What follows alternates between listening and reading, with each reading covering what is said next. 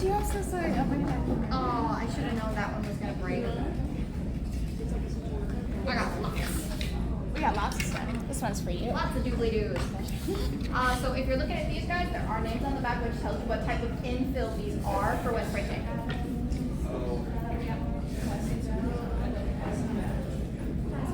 I'm not going to put this guy around because he's kind of falling apart.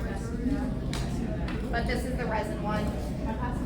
That can get passed around. Everything but this doobly-doo can get passed around. And then I need one of these to stay up here. Oh. Yay! Thank you! Alright, look here. You are a saint. Thank you. That's okay. You got it to work.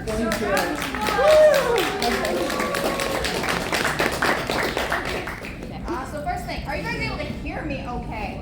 I'm a naturally loud person. I'm from Wisconsin. That tracks. Yep. Thank you. Listen, I just have a hate relationship with microphones, so this helps me out even more. Yup, we got a bird friend. Tilly.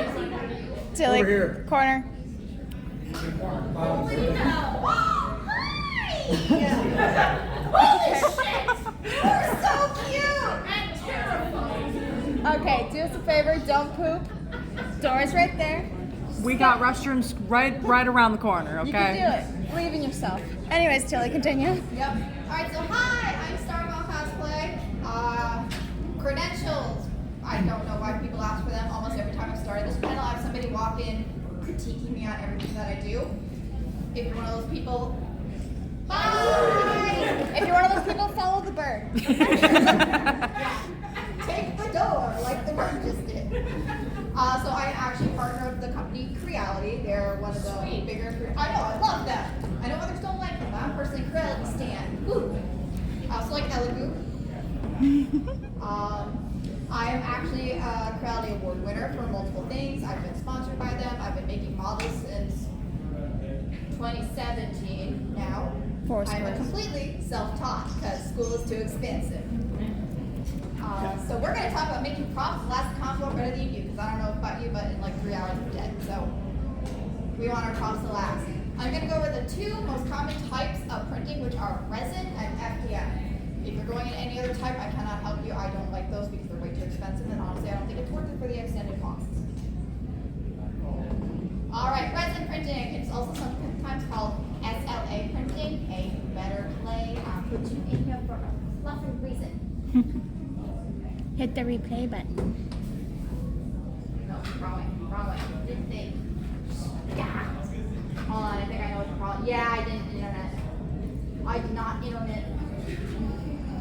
Bingo. We're buffering. The free Wi-Fi is Boingo hotspot. It is Boingo hotspot. Okay, hello Boingo, thank you.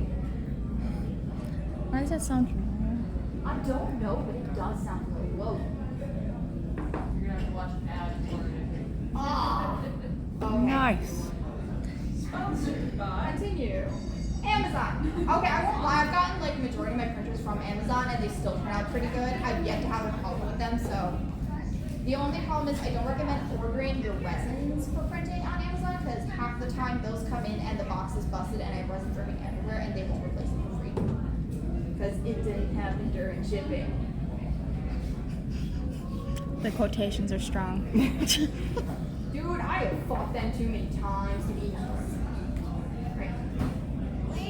Here we go. Or not. Okay. Maybe. Anywho. Let's try the next one. Spinning wheel of death, we're going to be on my hit list. Alright, so resin printing, we're starting out with that one just because it does require more safety gear. And I know, but why do we have to have safety gear? It's because I don't want you to give yourself a resin allergy because those are built up over time, not just touch. Oh my god, I'm allergic.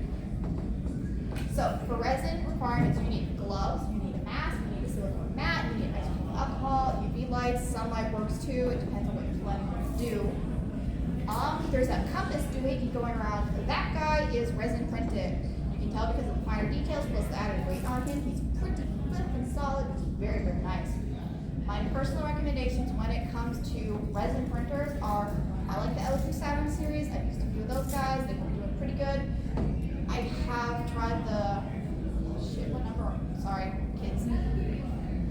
tried the most recent one. I want to say it's the 5. It's the one where the screen does do. It's very nice. It speeds it up, but I'm still so paranoid about if it rips all that resin's going into it. As I keep going, I'm gonna update this with what I think is cool. The Reality Hallet series. I have 2 hallets. Both have been workhorses. Sorry, thank you. I love you. Slow down. Take a But I'm breath. a very fast talking person. I really like the Hallet series. I've got 2 of them. One of them they actually sent to me because they were like, here, test this. We're having problems. And it's just like, okay. We figured out the problem. It was just in the Clipper software. So we're good now. I also like hate gears. I don't own any hate gears, but I do have friends who have them. The problem is hate gears is not at all budget friendly. These guys are considered industrial quality, so they're like industrial pricing, which is kind of steep. But they do have some words that I like. They have this thing called a pulsing bat. And for resin printing, you have the screen, you have the plastic or the bat, and then you have all your resin. So the screen turns on, it cures the stuff, and then peels it off of the plastic. It works really nice with some very beautiful details doing it. Sometimes prints can get stuck to the plastic too hard, and then when it tries to lift, it'll like lift partially and then just snap off of your build plate. Them having this feature called the pulsing bat, it like pushes this little air bubble under it so that like it breaks apart and then it just lifts itself really nicely. I do enjoy it, but honestly with Elegoo, Saturn, the newest one doing the tip release, it just peels it off so nice that you don't have any issues yet.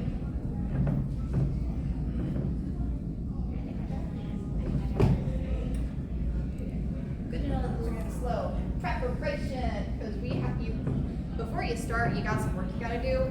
Workspaces, make sure it's clean, make sure it's organized. You wanna have your stuff right in front of you, because as soon as you put on those gloves, you're what we call contaminated in our house. You cannot touch anything else. You're gonna be leaving resin spots, and then you have to clean that up, and it's a pain in the keister. So just once you're gloved up, you are contaminated. Don't touch anything you wouldn't want resin on, and especially don't try not to touch yourself. I've made that mistake before. It's not fun.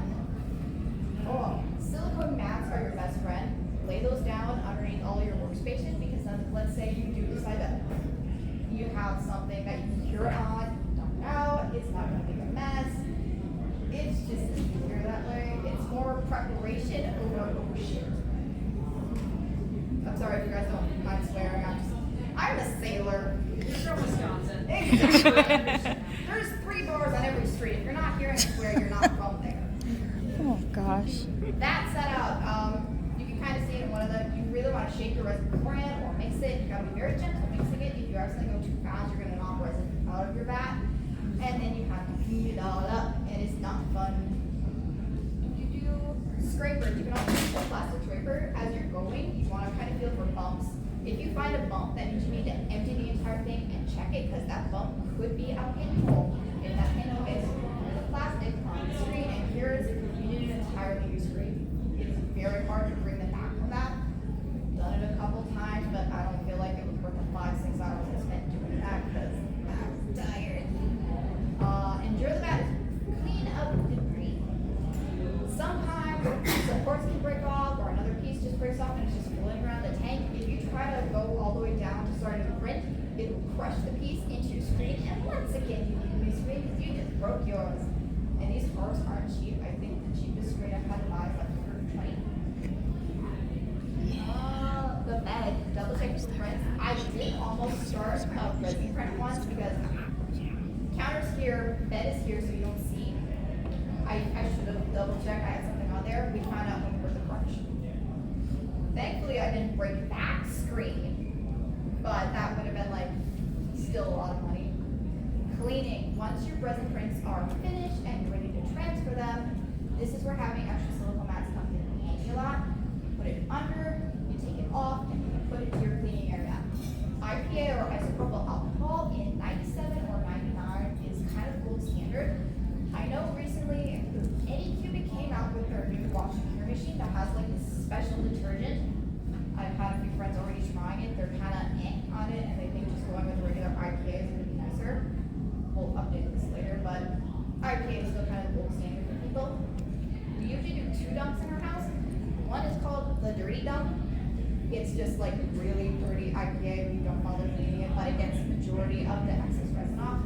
Then we take that one, go to a cleaner one, and that just kind of gets all the last bits taken care of, which is so nice.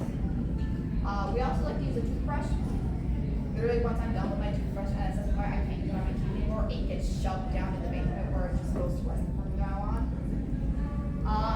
Vortex is good. So the majority of the resin cleaners you're gonna see, they have like a spinny key and it creates like a little whirlpool or vortex. It's nice, but it doesn't always get everything, especially if you're doing something super complicated with a lot of nooks and crannies. The compass going around, that was one we especially had to freaking scrub to high heaven because those tiny little details engraved into it were a pain and they were trying to hold every little bit of resin that they could. FDM printing, the bread and butter that almost everybody likes to go to. I know, I made you wait for this one because it's the one that most people want to do. FDM basics. Your main requirement, obviously the printer, but filament.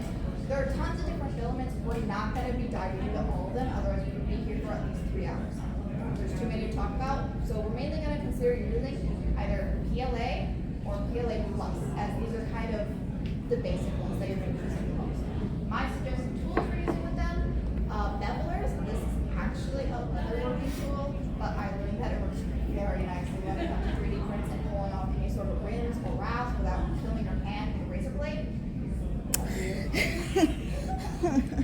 My friend over here just got into printing like a couple months ago, and she herself real good had to get stitches. I can't straighten my finger anymore because I cut the tendon. So, Yeah. So fun story. Don't put the razor towards you. It's always away Cut from you. away, Not not away. forward. Yeah. The last unicorn taught us that. Yep. Okay. Well, some of us didn't watch last year. It's okay, I love you so much. Flush cutters are some very nice if you have an area that's stubborn. You can just cut it up and then try to pull it off. It especially helps if you're dealing with complex curves. Pliers, various, there's some items where like I have, oh my god, I wish I took a picture of them. I have a pair of needle pliers that are about this big. I love them because if I'm doing like a sword that has like a really deep groove for where you shove the pipe in for assembly, I can't always get that one out clean. So we just dig until we get it. It's like performing your own fun little surgery, and it's just like hell yes. Dryer. I put this one under suggestions because depending on where you live and what kind of climate you have, you might not need a dryer. If you're printing fast enough, you don't need it. You can also technically use your stove for it. If your stove can at least go to 175 for the temperature. Less and less stoves can do that now, which is kind of freaking weird. Mainly, obviously right now we're in summer. Yeah, ovens can work, yeah. But we do actually have machines called filament dryers. No, I didn't. You said stove. You meant Oh, yeah, oven, thank you. Words are wonderful, and I'm running on less brain matter. Ooh, convention So, brain. Right now we are in very hot weather, obviously it's very humid, so water in the air. Filament does not like to be wet. We have different stages where like it's just a little bit wet, it's still gonna run fine. It's starting to get too much, you're getting stringing, it's popping, and then what we like to call soaked, it won't print. It clogs up the nozzle because there's too much moisture, and you'll fuck up your printer like this if you try printing it when it's like that, so you want to throw it into a dryer. If you're printing fast enough and you're just going through roll after roll, you might not even need a dryer. There are other filaments, we're not going to talk about them, that need a dryer full time, but it depends on what you want to do. And yeah, my recommendations, I have 4 of the Enders and they have not done me wrong. I know other people who are just like, I hate that series, but literally every Ender I have workhorse. My oldest one is 2018, I think, and she's still running. The only thing I've had to do for her is upgrade the hot end, and that's about it. That was like a $20 switch. The Crowley Kate series is the newest one that I've been using. I like it because it has a camera, and I can just look at it when I'm feeling paranoid, so yay! Then the Elegoo Centauri series. I don't have this one personally, but some of my friends do.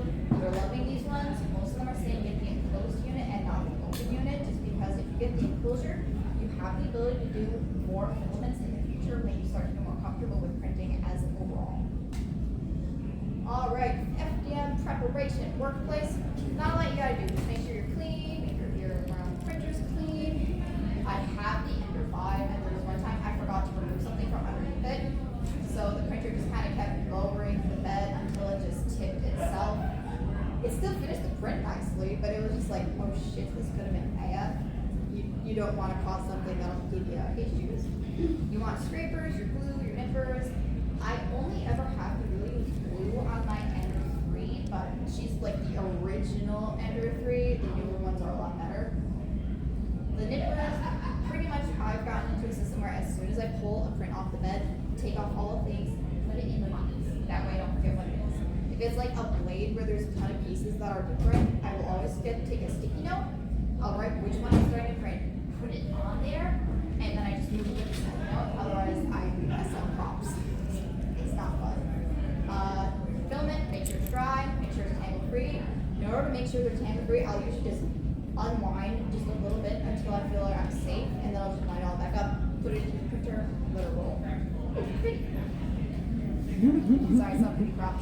Make sure it's level, make sure it's clean. The majority of fails that I get now are because I forgot to clean the bed. Literally just put it in either your dishwasher or just wash it by hand with Dawn dish soap. It's enough and it makes everything stick usually.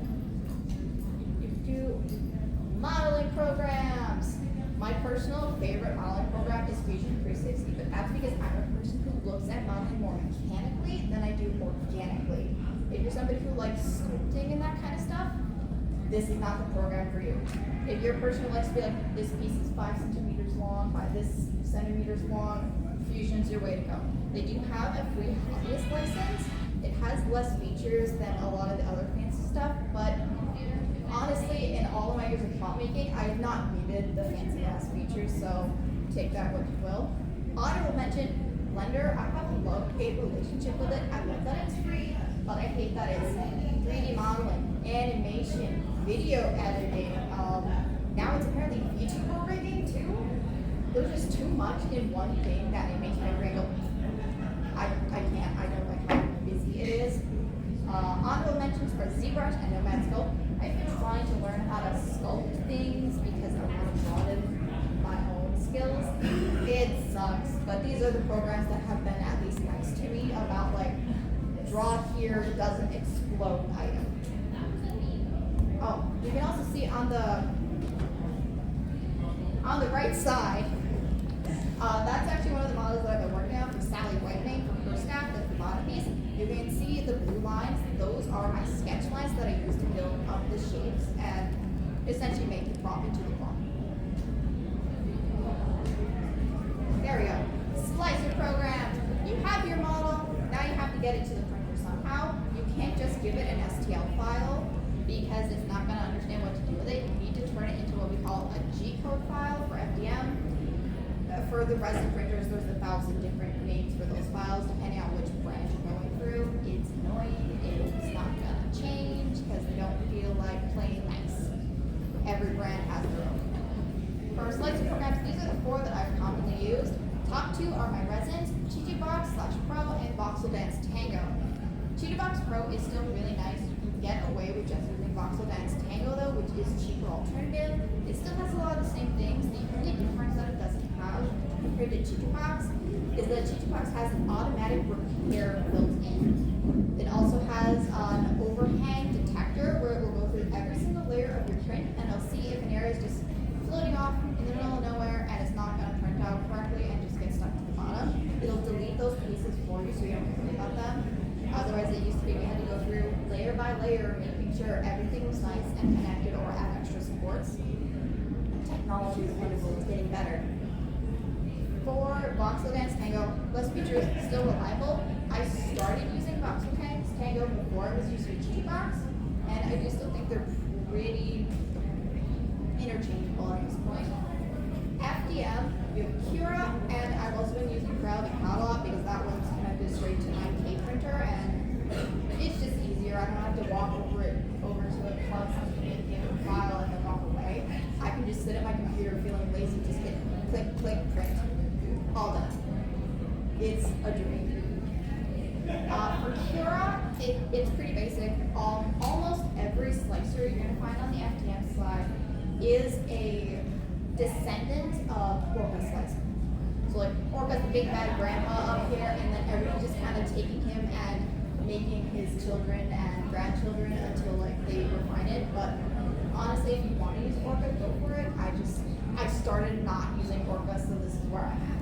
I don't feel like changing it. I know what I like, and I do it what I want. All right. Where to buy? If you don't feel like modeling stuff, you just buy it. The problem is not every model is a good model. Personally, I like Colts 3D because it is dedicated to the 3D.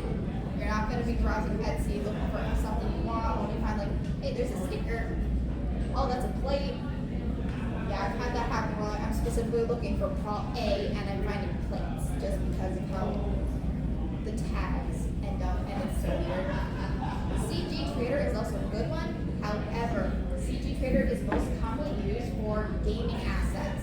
So these are models that are not necessarily made to be printed, so you gotta be extremely picky when you're looking at them. I rate Cults over Etsy and CG Trader because most models, if you go in there, you can actually see the parts and turn them around to see if they're gonna be compatible with printing. I like this because sometimes you're looking at a model and you're like, hey, this looks great, but you go to print it and it doesn't have registration marks, there's no tools for putting like dowel rods. It ain't gonna print well, and let's face it, you don't wanna do the extra work. It's a pain in the butt just doing it regularly. Please don't die.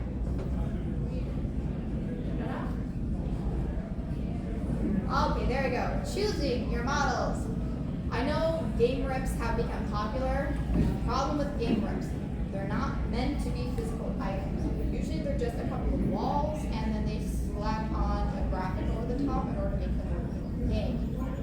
AI models are kind of a similar issue, but it's because they don't understand topography and how to actually make things into a physical thing. To kind of put that point home, if anybody knows League of Legends, the Coven Auri skin, it has these weird metal ear things. This is those ears. The one on the left you're seeing, actually outlined in the box, this is the in-game ring. It does not look completely right, it's not as smooth, it's extremely boxy. That's because that's all they need to make it work inside of the game. Then right here, this one.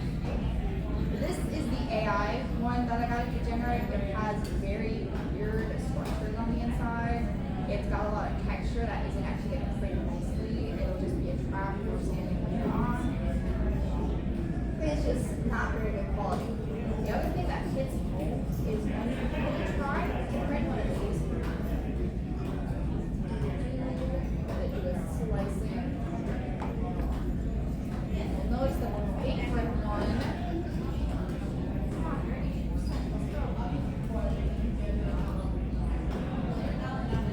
disappeared because it doesn't have enough structure to it to actually print sample. In order to use a game rip file, you have to put in so much work to clean them up, smooth. It's not worth it. You're going to spend longer fixing a game rip than you are modeling it yourself.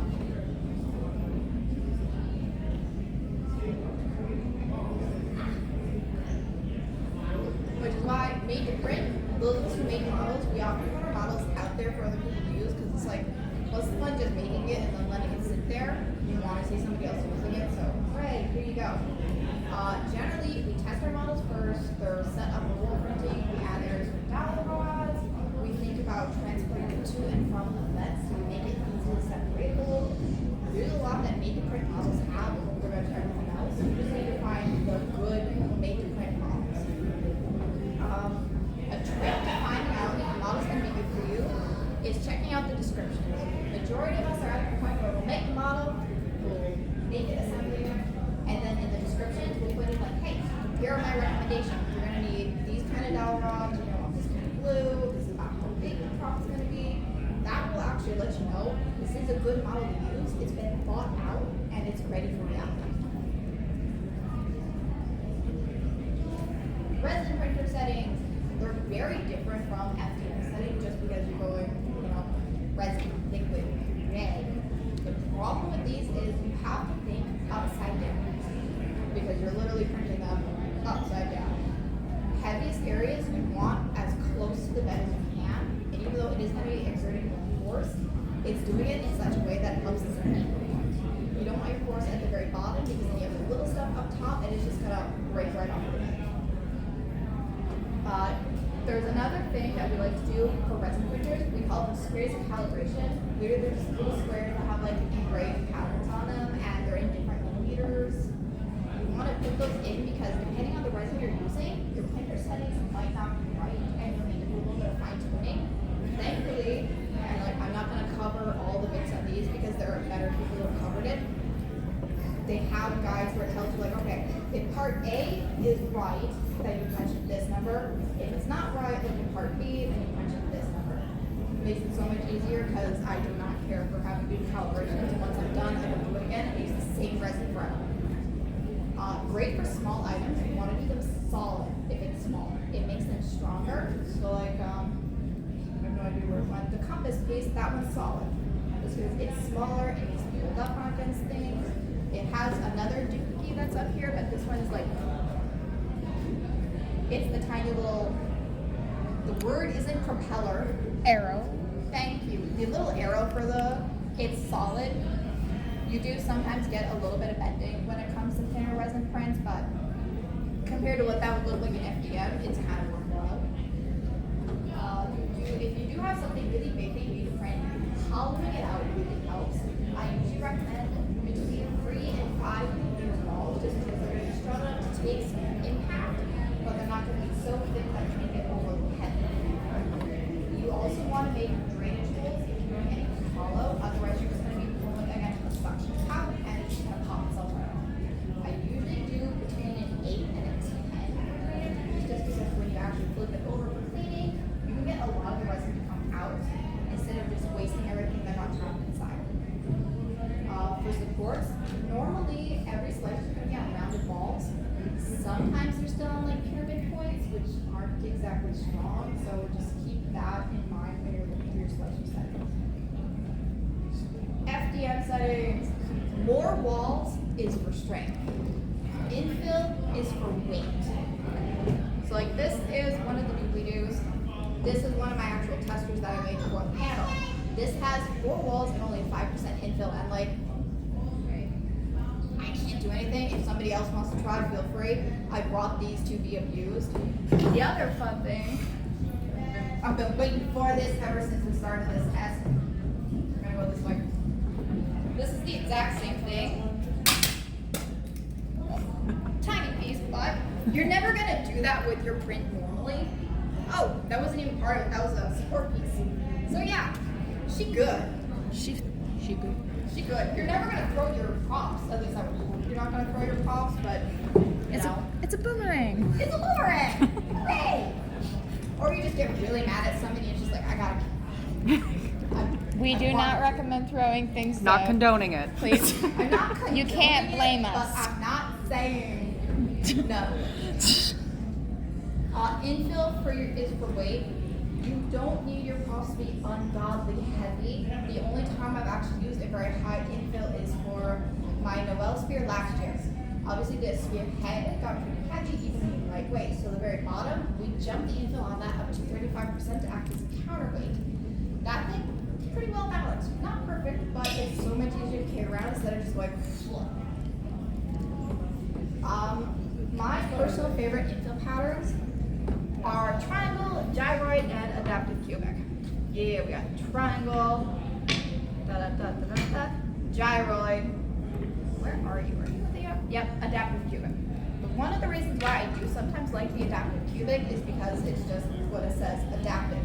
So if you have a big area, it's going to do the wider brim, and then if it moves into smaller, it's instantly going to shrink the infill so that it refills that area, so it's not going to be like empty.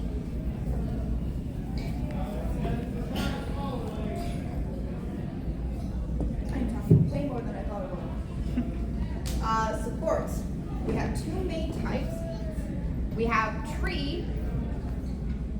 I don't know where the other guy is. Okay. The other one possibly floating. There he is. Those are called normal supports. Depending on what you're printing, one might work better than the other.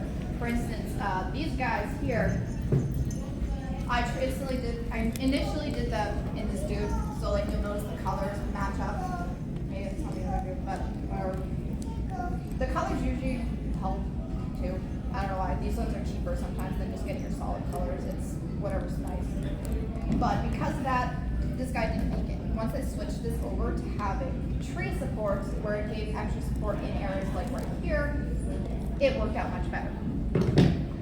A lot of it's just trial and error, figure out what works in your slicer, practice your settings, and it's gonna slowly work over time. You'll understand what you need versus what you don't need.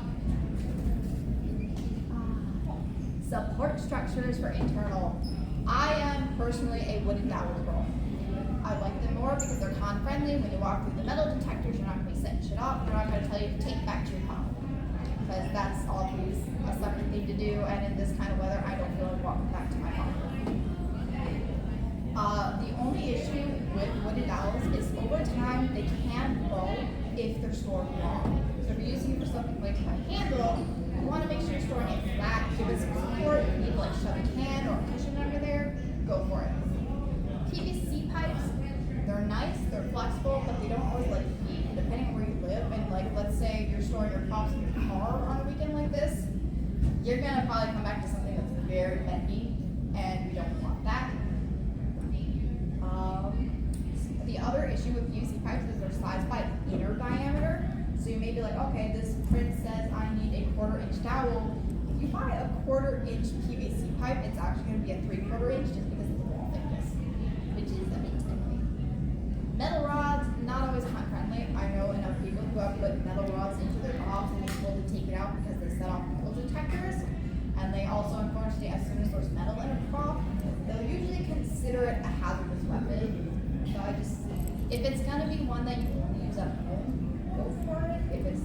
But at the same time, if it's just gonna be a display piece, use something cheap like wood panels.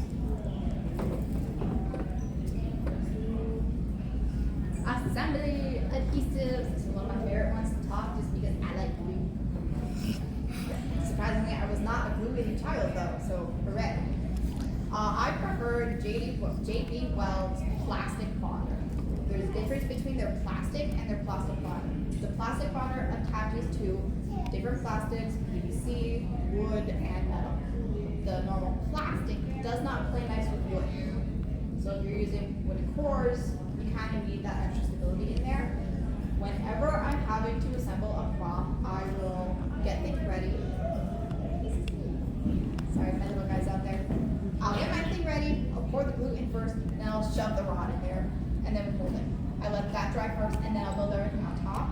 The great thing about the plastic bonder is in about half an hour, it's ready for me to just keep doing more. It's also considered what is the word?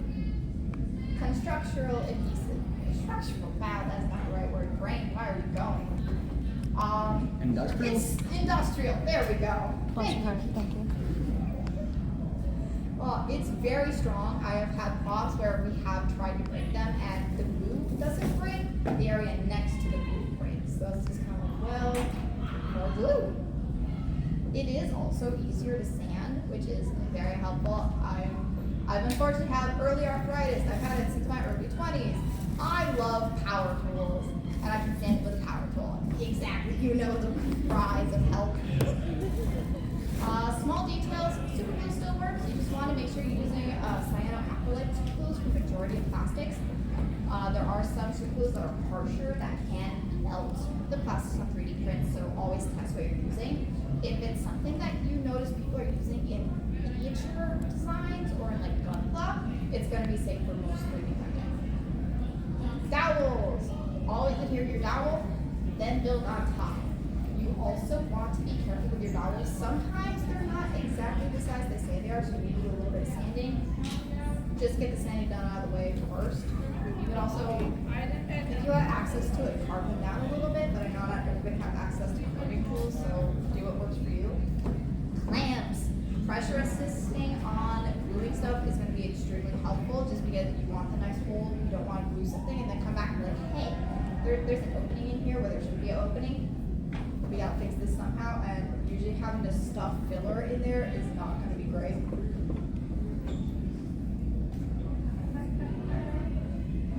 Smoothing! Now that you have the prop and you want it to look really, really nice, or you don't and you're just going to paint it, up to you. I prefer smoothing all of my props because I like having that very nice sheen when I eventually paint them. Requirements change depending on what kind of smoothing you're going to do.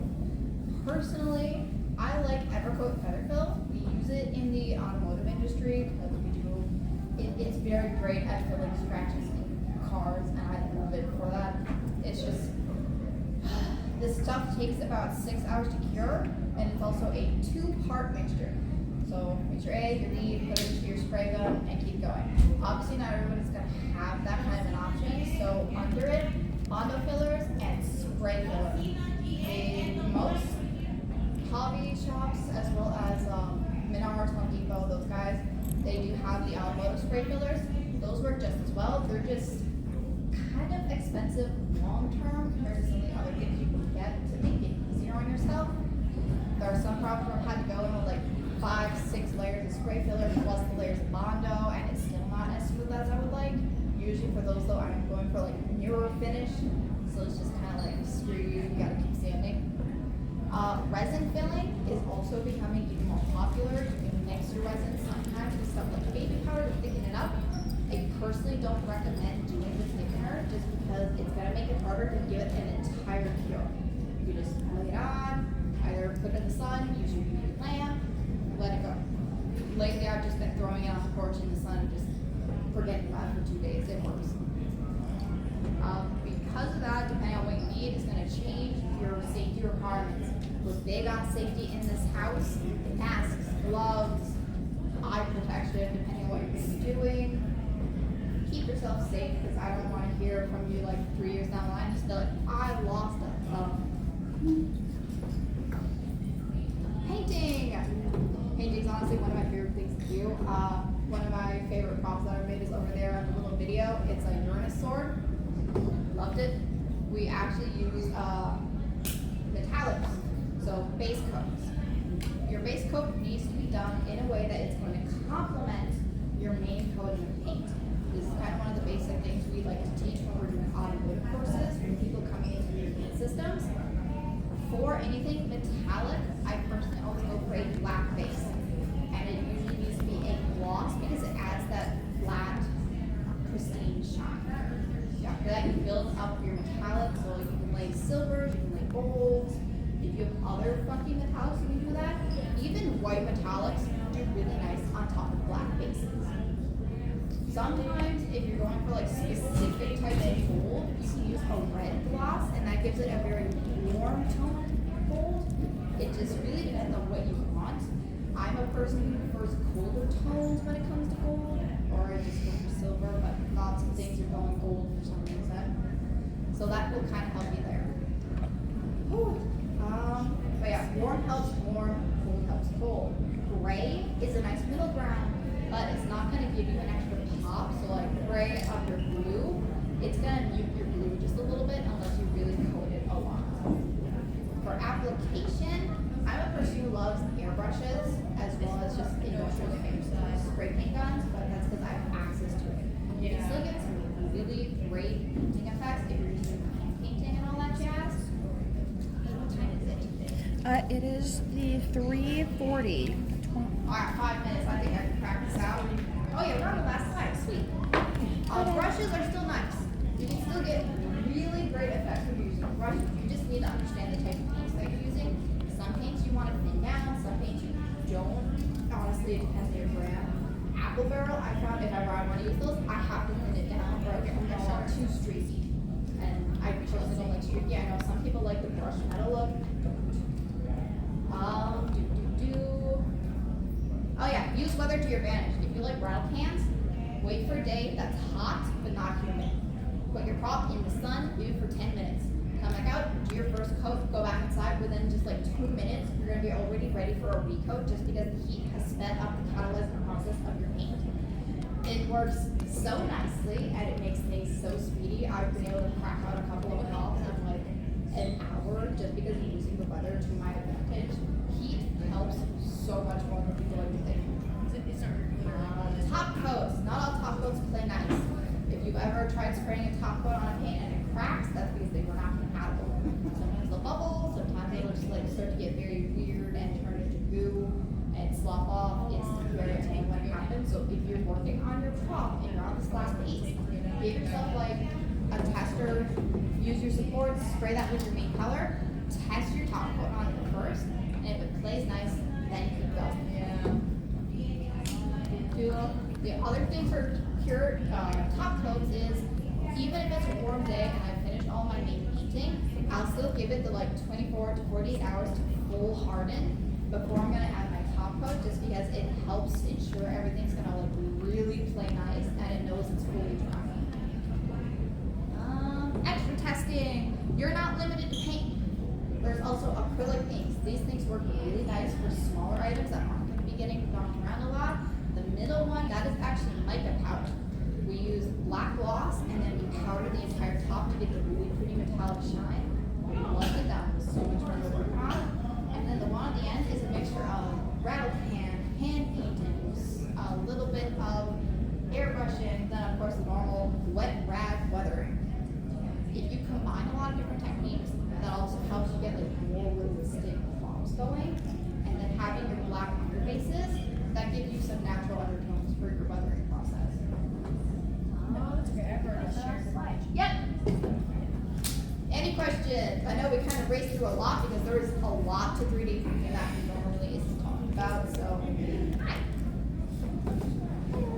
What is your opinion on Bedslinger versus Core XY? I usually upset people when I answer. If it works, it works. I have one that is a bed slinger and she's fucking phenomenal. I've had that one the longest out of all my printers. She still works. She works almost every single day. As long as it works, I think it's fine. I know some people like to be like, oh, you can only use a bed slinger for this kind and XY for this kind. They're full of shit. If it prints and it does what you want to do, it's a good printer. Like I know some people like to say, oh, it has to have all of these features, but like if you can't afford those features, don't really care. Here's screw here. Like I know for sanding, you can just buy sandpaper, whatever hardware store you're nearby. What tools do you typically use for sanding things like helmets? I have an orbital sander and as well as the normal palm sander. They're electric sanding tools just because, you know, it speeds up the process. It's really nice. I know technically any sandpaper works. I have found using a little bit more expensive sanding paper can last longer just because it's made on better papers.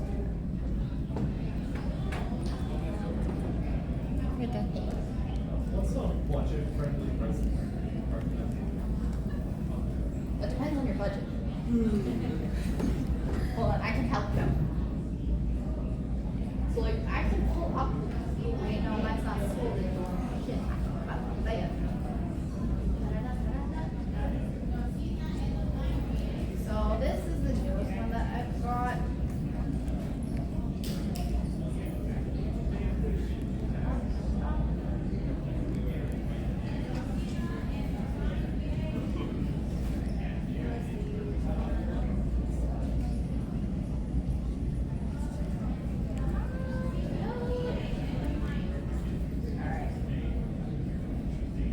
She's pretty. She's nice. She works. I think this one was like possibly 2,400. The biggest issue with that is because the reason why we say it depends on your budget is because let's say you have $500 to spend. You don't want to buy a $500 printer because then you have nothing left for resin or filler. So try to go to the middle of your budget, buy the one that fits, does what you want, and then use the rest of it to get yourself filaments, resins, as well as any other extras you might need, like your safety equipment. Because majority of resin printers are gonna come with like the stupid little N95. Splurge, use $50, buy yourself an actual respirator. You are out of We're time. out of time. Okay. I don't think they'll kick us out right away, so while I'm cleaning up, if you guys want to ask more questions, I'm always here to talk.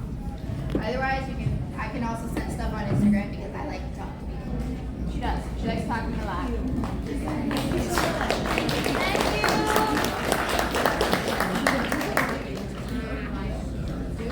my tongue hurts. From talking.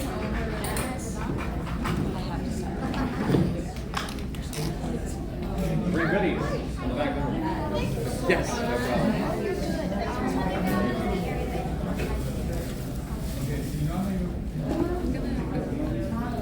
See out there. This one over around this corner.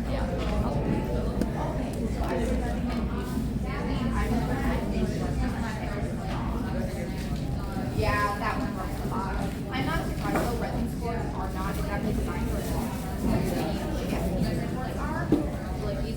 color, thank you. I have to. I'll die if I don't.